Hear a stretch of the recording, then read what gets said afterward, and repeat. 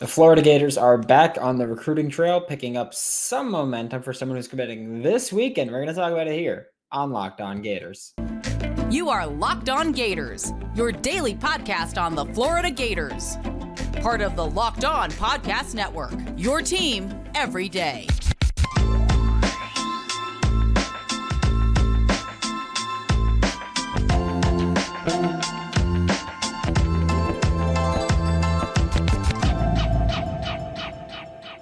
Hello and welcome back to another episode of Locked On Gators, part of the Locked On Podcast Network, your team every day. Thanks for making Locked On Gators your first listen of the day. We're available daily and free wherever you listen to podcasts. Happy Thursday. I'm Brandon Olson. Find me on Twitter at WNS_Brandon Rittenberg with Whole Nine Sports, GiantsCountryofSI.com.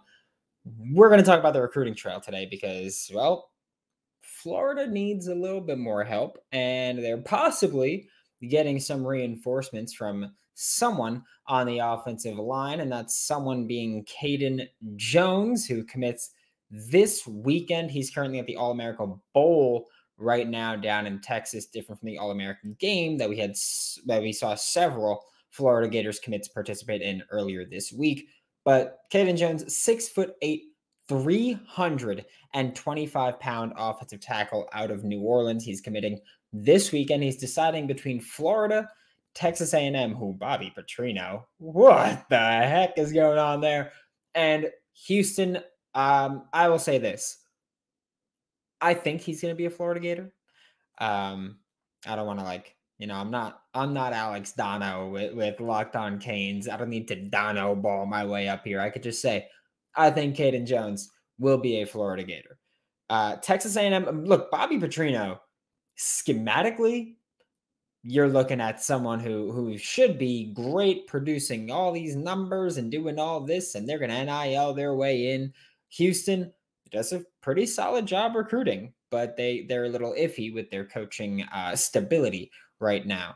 Florida has been in on it, by the way. Like, I'm not even just saying, oh, well, Texas A&M sucks and Petrino's a jerk and Jimbo Fisher's a jerk and DJ Durkin's a jerk.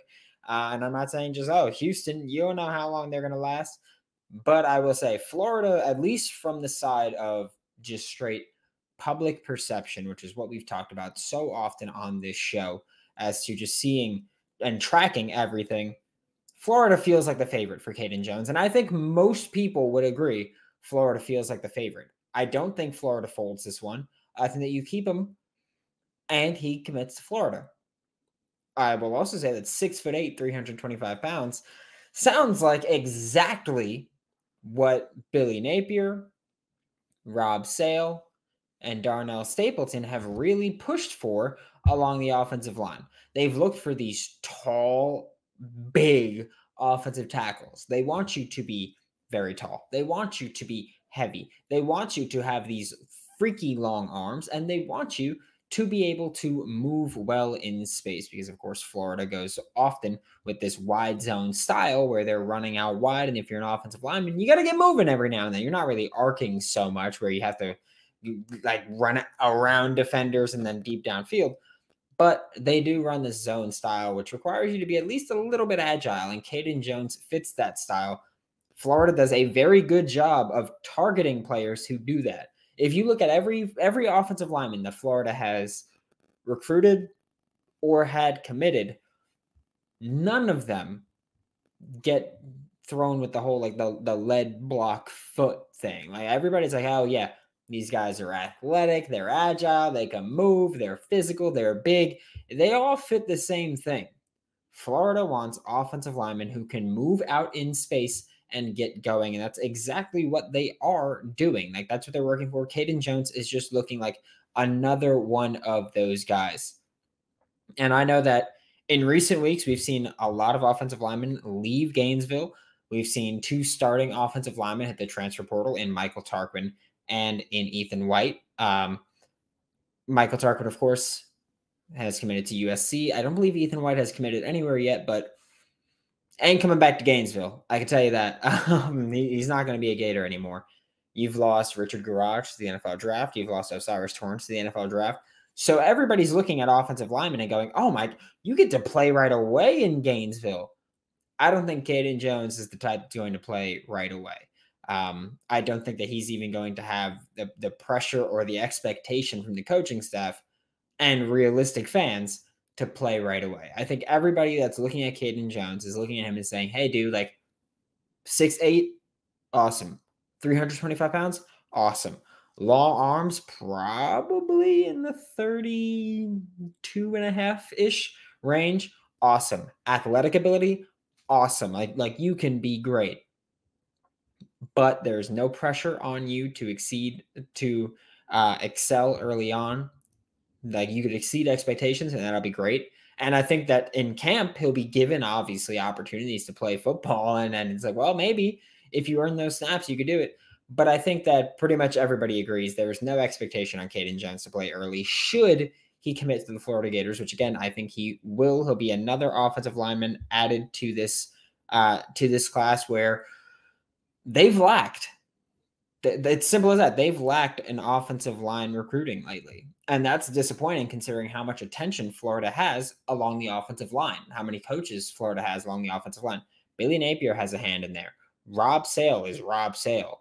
Darnell Stapleton played in the NFL, and he's there. And you've got multiple assistants that are off-field assistants that have at least a little bit of a focus on the offensive line. So Florida, they need to hit this one home.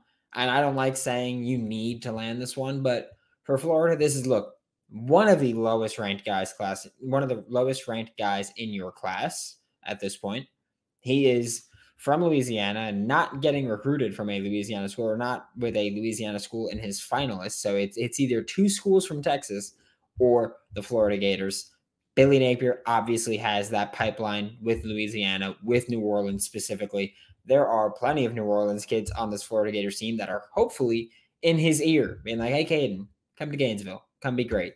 But this is one where I think Florida has to hit just because it's a lower ranking recruit, which I know we don't care about rankings, but it's a lower ranking recruit at a position of need where you've been the favorite. So it's like you should be able to finish this and seal the deal. So that's why I'm not saying it's a have to be in that sense of like, if Billy doesn't get him, fire him. But I am saying that Florida should land this one. And if you don't, it is a big, big failure on this coaching staff's part, which happens again, but it's a big failure if you don't land him because you should.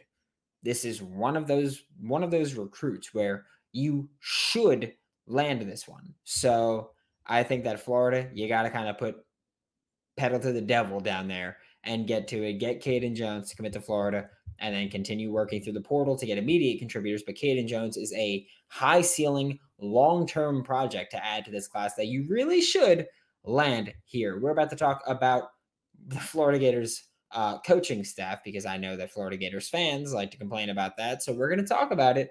But first, a quick word from BetOnline because I don't know about you, but Florida this year, as up and down as they were pretty consistent with some things.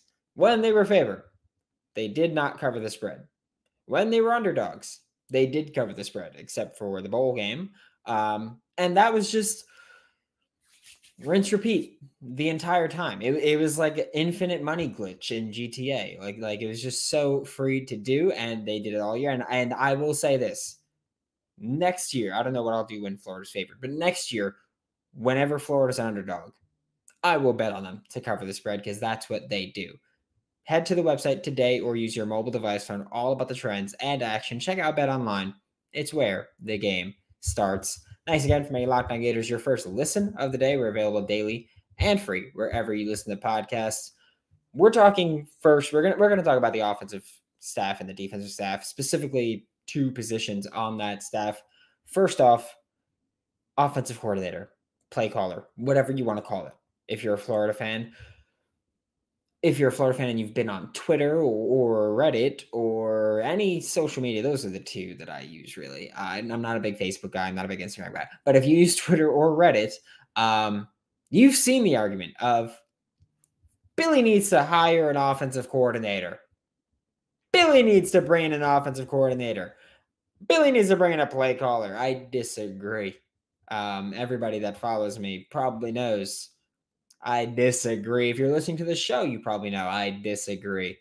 I will continue to make this argument every time that conversation is had when people say Florida needs to bring in an offensive coordinator. I mentioned him in the last segment, Rob Sale.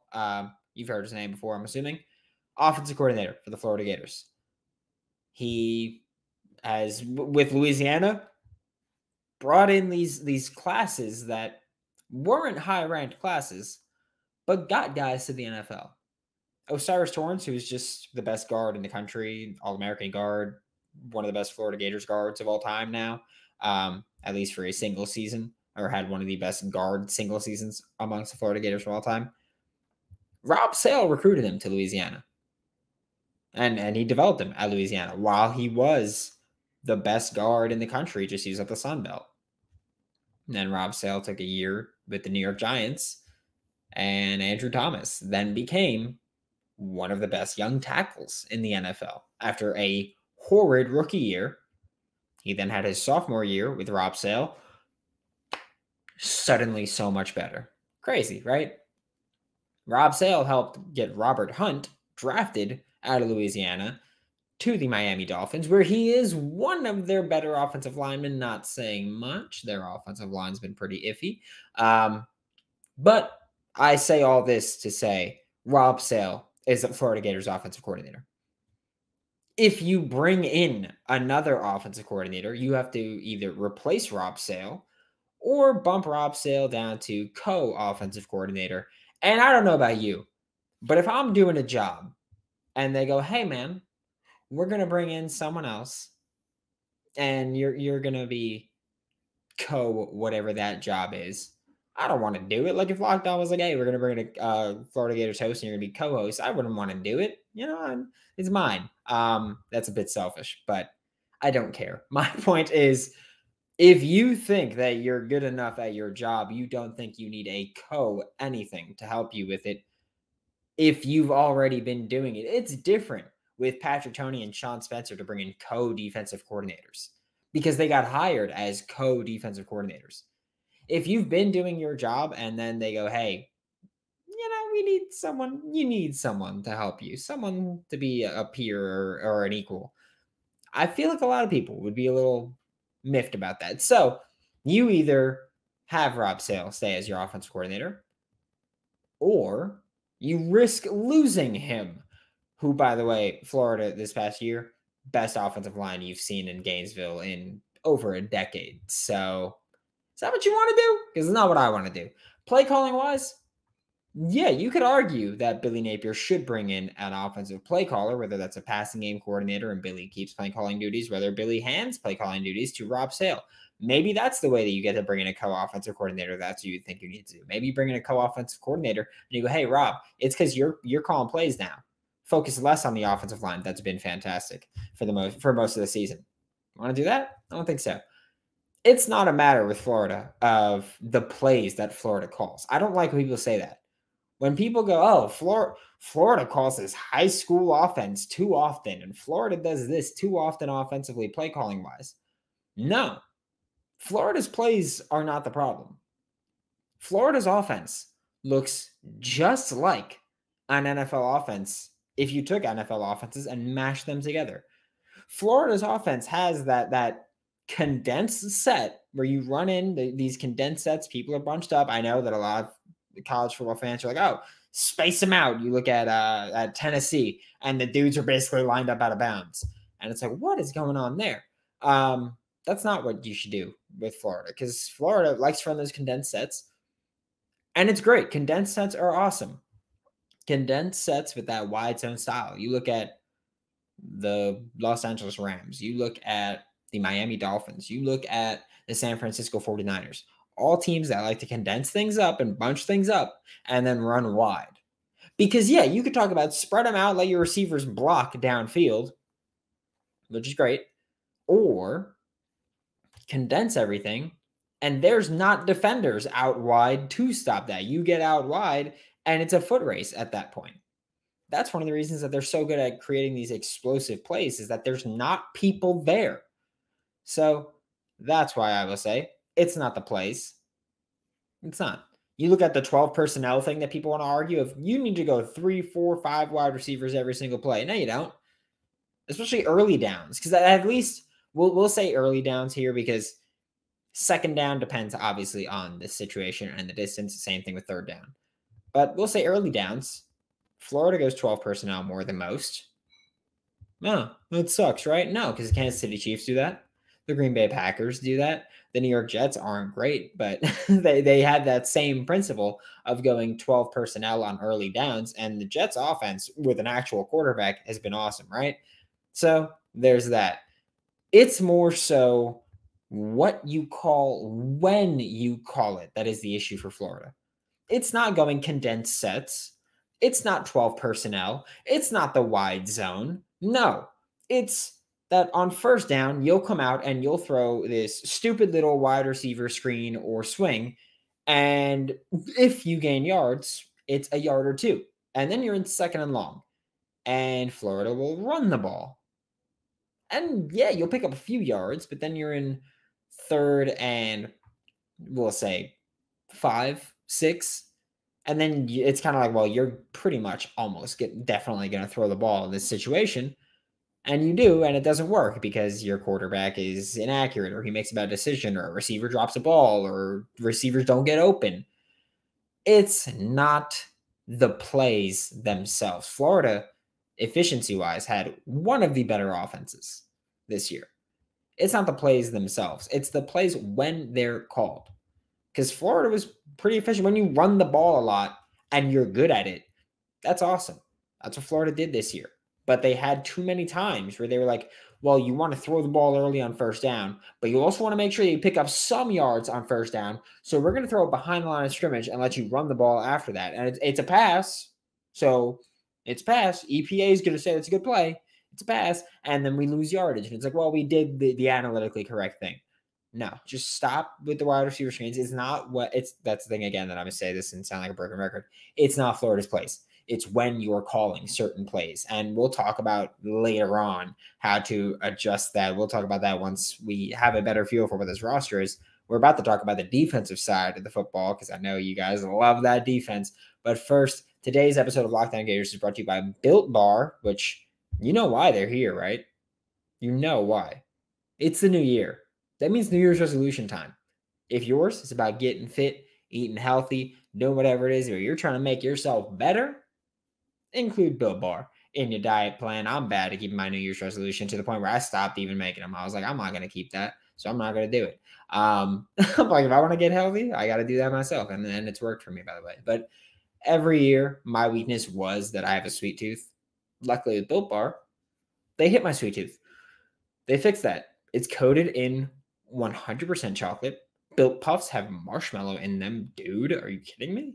But just 130 calories and just 4 net carbs along with 17 grams of protein. So New Year's resolution, you tell, your significant other, you could hide, you hide stuff around.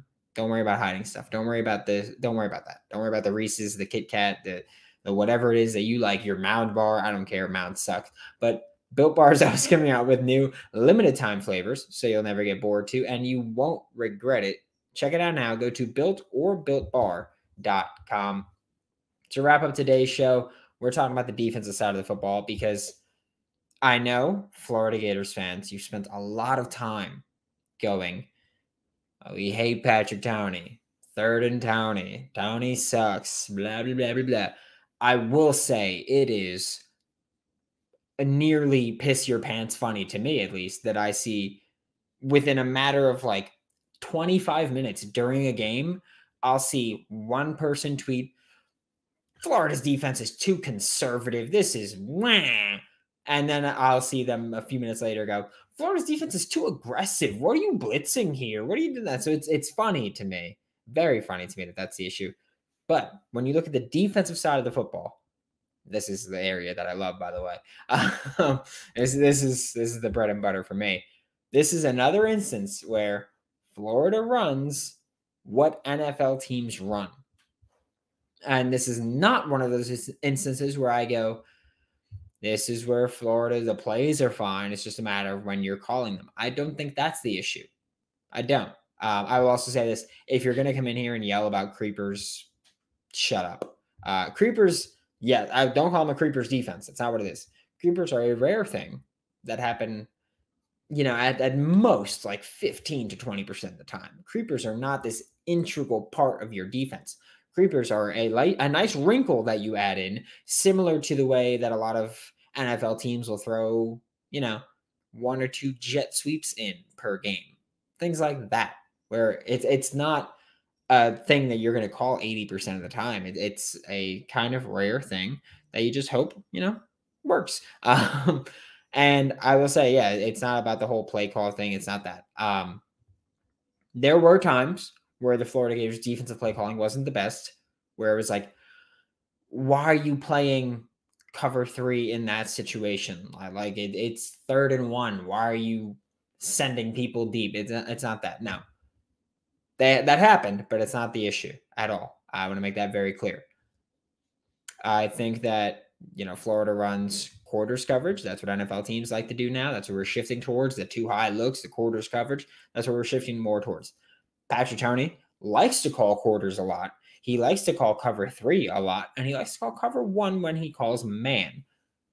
Cover 0 every now and then, but that's a bit too aggressive at that point. Florida likes to do a wide variety of things that defensively that the roster just can't do. I know that we've talked about, receivers not getting open, stuff like that. Florida's tight ends, not good enough as pass catchers. And we've talked about them not fitting the scheme, but this is actually, they're not good enough to fit the scheme. Defensively is where that really, really matters. I want to make that clear. It matters on offense. It just matters more on defense, where Patrick Toney likes to call quarters, cover 3, and cover 1. Rashad Torrance, who I spoke about yesterday, great with cover 1 and cover 3 when he gets to be the deep man over the middle, struggled with quarters and struggles when he's in man. Trey Dean, pretty solid in cover 1 when he gets to play man, struggles in cover 3 and quarters. Jason Marshall, excellent, I think, in quarters and cover 1, struggles in cover 3. Jaden Hill, good in cover 3, struggles with cover 1 and quarters. Do you see what I'm saying here? Florida had a bunch of guys who can do 1 or 2 things frequently. By the way, there's cover 2 and there's other coverages. Florida is very versatile with that, but those are like the main 3 that people think of. Where Florida has guys who can do 1 or 2 of the 3 main things in coverage that Florida wants to do. It's hard to consistently have a solid defense when your players can't do the things you want to do. And it's not even like, okay, then call more cover 1. Because guess what? Then Jaden Hill can't do it. It's things like that. It's like, okay, then call more cover 3. And it's like, guess what? Then Jason Marshall can't do it. It's not as easy as just call more of this coverage. I know, Florida fans. I know you love to see that man coverage.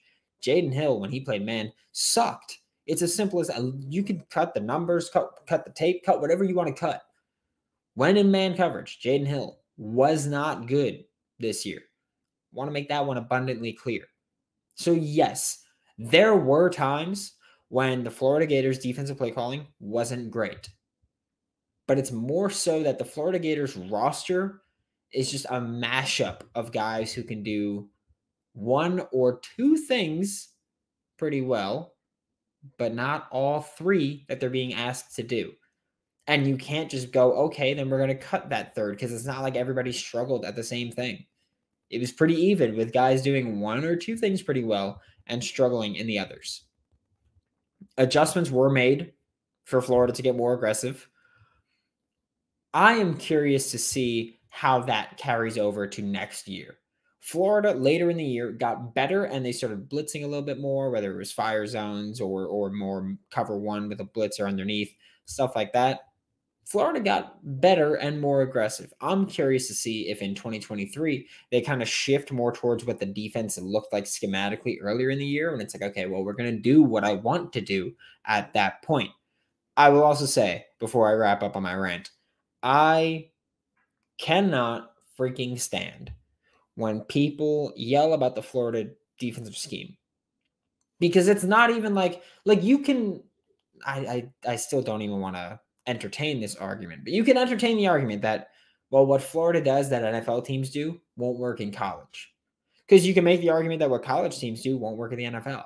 So you can make that argument for both sides, and I think that's fair. If you want to make that argument defensively, you shouldn't. That's dumb. But even if you wanted to make that argument of, well, Florida does what NFL teams do, that doesn't work in college. You can't make that argument because Florida runs very similar defense to Georgia. And you know what defense has been really freaking good at the college level? Georgia.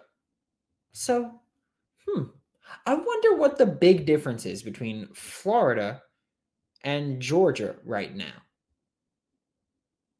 That's an interesting question. You can tell me what you think it is, what the biggest difference you think is between Florida's defense and Georgia's defense right now. Because for the life of me, I just can't think about it. I just can't. It's not something I can do.